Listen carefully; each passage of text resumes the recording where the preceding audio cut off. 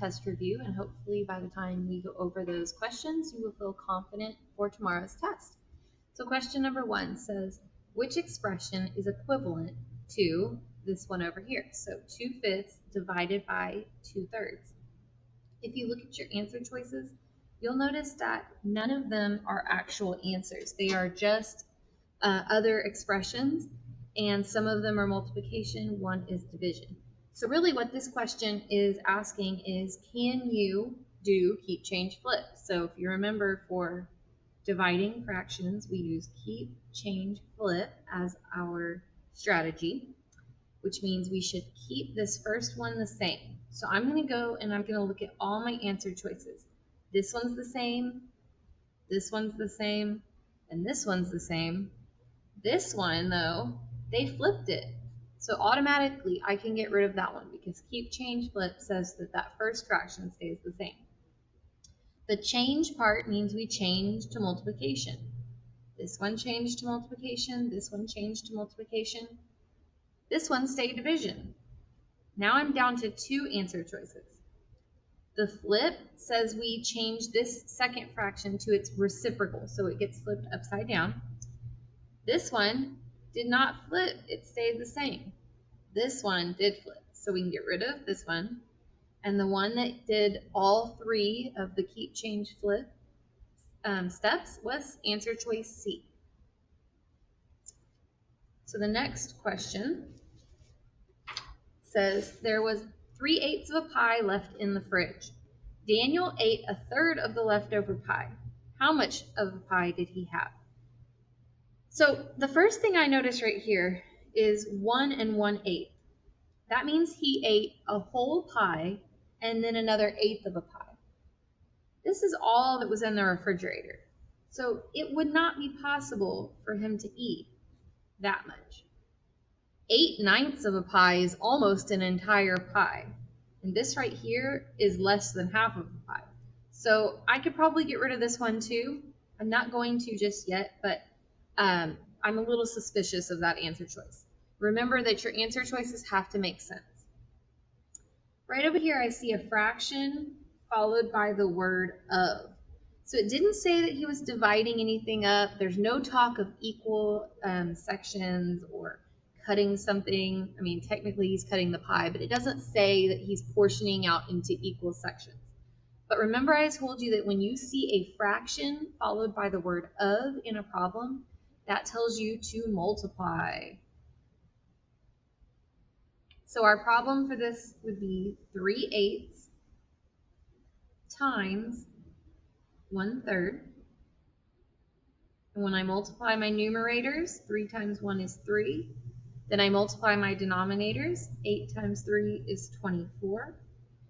This answer choice is not here, and that's because it is not in simplest form. So you have to see what you can divide the top and the bottom by.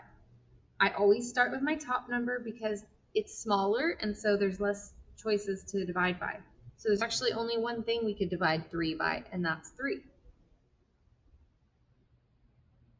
3 goes into 3 one time, and it goes into 24 8 times. So that means he ate 1/8 of the pie. I was going to ask if you had questions, but you can't answer me, so I'm just going to go ahead and go on. Remember, you can watch that section again if you need to. What is the product means multiply, of 2.5 times 4.75? So remember, we've been talking about the importance of memorizing your benchmark fractions. 1/2 is the most benchmark of the benchmark fractions. So don't forget, half of $1 is 50 cents, 4.5. So 2.5 would be 2.5. If you do not know your benchmarks, I really encourage you to memorize those. But remember, you've always got TIBO to fall back on. It stands for top in, bottom out. So we're not going to do anything with the 2. You know that the 2 is still going to be 2 point something. The 1/2 is what you would do TIBO on. So I'll just do that right here. So 1 would go inside, 2 would stay outside. Don't forget to add a decimal and a 0. 2 does not go into 1, but it goes into 10 5 times. So that's another way of getting the 0.5 part of that. But again, the 2 doesn't change, so it's 2.5. Now that we know what 2.5 is as a decimal, we just have to multiply. And I'll go ahead and do that down here. 4.75 has the most digits, so it has to go on top. We do not line up our decimal points in multiplication. 5 times 5 is 25, carry the 2. 5 times 7 is 35, plus 2 is 37, and carry the 3. 5 times 4 is 20, plus 3 is 23. And then we're going to move on, and we're going to put our placeholder 0, and we're done with those up there. Now 2 times 5 is 10. 2 times 7 is 14, plus 1 is 15. And 2 times 4 is 8, plus 1 is 9. Now we add those two lines. 5 plus 0 is 5, 7 plus 0 is 7, 3 plus 5 is 8, 2 plus 9 is 11. Remember that if you have a decimal in your problem, you have to have a decimal in your answer. So we count 1, 2, 3, 1, 2, 3. These don't look anything like my answers, but you'll notice these two have the same numbers. Their decimal points are just in different spots, so you have to be really careful. This one has it only 2 places over instead of the 3 places that it was supposed to be. So it was answer choice B. Okay, our next problem. It says, which statement about 2 multiplied by 1/2 must be true? If I were to just start reading through these answer choices, I might get a little confused. But the thing is, I can go ahead and multiply 2 times 1/2. So remember, when you're multiplying with a whole number, you've got to make it have a denominator of 1. So 2 is the same thing as 2 over 1. And then we're multiplying times 1/2. 2 times 1 is 2, and 1 times 2 is also 2. 2 out of 2. And remember, this means 2 divided by 2 also. And 2 divided by 2 is 1, because this is equal to 1 whole. So 1 whole is definitely not greater than 3. There's no way that that could be true. And it's not between 2 and 3 either. 1 whole is also not less than 1/2. It is between 1/2 and 2. So if I were to think about a number line, let's say this is 0, this is 1, this is 2. Here's 1/2. So we're talking about 1/2 and 2. That's what it said in the answer choice. And our answer was 1. So that's right here. It's between 1/2 and 2. And again, 3 would be on down the line. So we said it's not more than 3. It's not in between 2 and 3. It's right here in between 1/2 and 2, which was answer choice A. Okay, the next question is review from our last unit, putting integers in order, either from greatest to least or least to greatest. It gives us a bunch of temperatures. Most of them are negative, 1 is positive. And it wants us to order them from warmest to coldest. So remember, you can think of integers not only on a number line going left to right, but also on one that goes up and down. And so if you've got a temperature of 0, going up, you've got your positive temperatures, and going down, you've got your negative temperatures. So it says warmest to coldest. The warmest would be anything that's positive, and there's only one positive. So you know that your first number has to be 59. That means we can get rid of these two over here because they start with the negatives, and those are going to be our colder temperatures. The difference here is that we've got different negative numbers going this way. So if I were to start at 0 and I were going to go down to -1 and then -2 and then -3 and so on, the first one of these temperatures that I'm going to get to is -10. So even though that's really cold, it's the warmest of these negative temperatures. Because then from there, you're going to keep going down and down and down. And eventually you'll get to -81. And then you'll keep going, and eventually you would get to 162. So negative 162 would be the coldest temperature. That's actually ridiculously cold. So this one has the negatives in the wrong order, but it has the 59 in the right place. But this one right here is our winner because it has them going in the correct order. Now I know that right here, these might look like they are coldest to warmest, but it's opposite land once you pass it into the negatives. It's opposite of what it looks like. Okay, this time we've got Melissa, and she's got, and I'm going to change this from, well, yeah, I'm going to change it to cups. It's kind of confusing because this also says cups, but our answers are in cups, so it should be cups.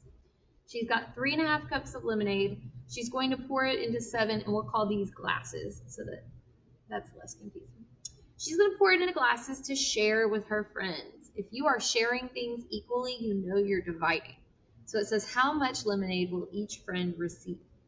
So we're talking about 3.5 cups divided into the 7 glasses. So notice I put a 1 under the 7. We always need that. We've also got to do MAD here. Multiply, add, denominator stays the same. Because we can't divide until we change that into an improper fraction. So 2 times 3 is 6, and 6 plus 1 is 7. So that means that our numerator is going to be 7, and then our denominator stays the same, so it's still 2. So I just changed that from a mixed number into an improper fraction, and then don't forget the 7 has a 7 over 1. Now that I have those both as fractions, I can do keep, change, flip. So I'm going to move down here now so I have more room. I'm going to keep 7 over 2. I'm going to change my division to multiplication, and I'm going to flip that second fraction. So instead of 7 over 1, it's now going to be 1 over 7. And then I can multiply. 7 times 1 is 7. 2 times 7 is 14. Notice that's not an answer choice. That's because this is not in simplest form. So the only thing I can divide 7 by is 7, and 7 does go into 14 evenly. So I'm going to go ahead and divide the top and the bottom by 7. 7 divided by 7 is 1, and 14 divided by 7 is 2. So they're each going to get a half of a cup. This answer choice right here, a lot of people in class were wanting to choose this, and I think maybe it's because there's a big space here. That's my hope. But this is 4.5. Just remember, if there was only 3.5 cups to begin with, that each person can't get more than that, right? That's how much there was all together. So they would have to get one of these smaller amounts. We know we can get rid of this one. Okay. And I believe this is our last problem. And it's about somebody going to the farmer's market. Okay, so he's paying this much all together, and this is how much he bought, 1.5 pounds. We want to know how much he paid per pound. That means just for 1 pound. So if we know how much he paid for 1.5 pounds, that's the bigger amount, we want to know just for 1 pound. So we're going to divide to find that smaller number. So automatically I'm going to get rid of A, because why would he pay more for just a pound than he paid for 1.5 pounds? It should be a smaller number. And this is, like I said, it's going to be division, 17.25 divided by 1.5. We cannot have a decimal in our divisor, which is this outside number. So we have to do slide, raise the roof. We have to make this into a whole number. We're going to make it into 15. And if I slide that outside number, that outside decimal, I also have to slide the decimal in this inside number in our dividend. And I'm not going to take it all the way to the right because I only did this one time, and you have to do the exact same thing. So if I did that one time, I'm going to do the inside one time. And then raise the roof by putting that decimal right up on top of the little division house. You can go ahead and divide. I actually prefer to rewrite my problem neatly just so that I'm not making any mistakes. So again, the outside number is now 15, and the inside number is now 172.5. 15 does not go into 1. It's bigger than 1, so it can't go in, but it does go into 17. goes in one time. 15 times 1 is 15, and I subtract and get 2. Then I bring down this 2. Now I'm going to see how many times 15 goes into 22. 15 plus 15 is 30, which is too big. So it still only goes in one time. And I subtract. I can't take 5 away from 2, which means I'm going to have to borrow here. And that gives me 7. Now I can bring down this 5. And 15 goes into 75 5 times. Okay, so I get 11.5 as my answer. This has the decimal point in the wrong spot. And this is missing a 1, so that's not it. Notice here, this has an extra 0, and that's just because money always has 2 decimal places. So we know that if it's going to be money, we've got to add a 0 here on the end. So it was $11.50 that he paid per pound, which makes sense because the pound was $11.50, and then the extra half a pound was half of that, which is like $5-6. And if you add those together, that's going to give you the 17-ish dollars. Okay, so feel free to go watch any of this back again if you need to, and just let me know if you have questions. You can email me, have your parents contact me. I really want you to be successful on tomorrow's test, so good luck.